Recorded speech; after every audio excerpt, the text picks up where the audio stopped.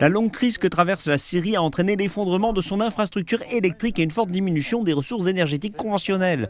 Depuis le début de la guerre civile, l'approvisionnement en électricité du pays est tombé à moins de 25% des niveaux d'avant-guerre. La destruction des centrales électriques et des infrastructures essentielles, conjuguée aux difficultés rencontrées pour se procurer le combustible nécessaire à leur fonctionnement, a ramené la production totale d'électricité de la Syrie à moins de 2000 MW. Cette offre limitée doit être distribuée dans plus de 13 provinces. L'électricité est essentielle à l'économie du pays et à la vie quotidienne de ses habitants. Les coupures de courant prolongées ont fait peser un lourd fardeau sur la population syrienne, obligeant de nombreuses personnes à se tourner vers des générateurs privés et des batteries privées pour produire et stocker de l'énergie.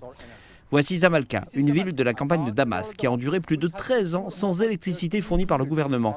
Ici, les habitants comptent sur des générateurs privés et l'énergie solaire pour répondre à leurs besoins énergétiques.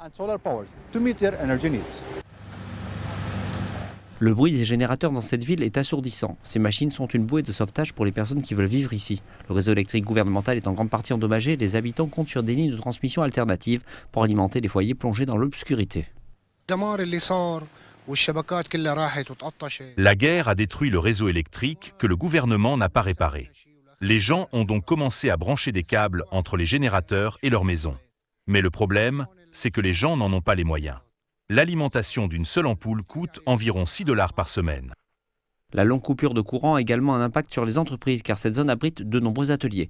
Ibrahim est forgeron. Il dit qu'il paie plus de 600 $ par mois pour faire fonctionner ses machines grâce à des générateurs privés situés à proximité car le gouvernement n'a pas fourni d'électricité depuis des années.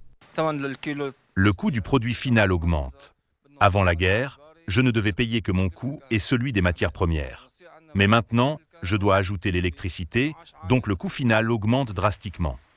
Les coupures d'électricité ne sont pas le seul problème du secteur de l'énergie. Les pénuries de carburant sont un autre problème qui affecte la vie quotidienne des Syriens depuis des années, en particulier en termes d'accessibilité et de disponibilité.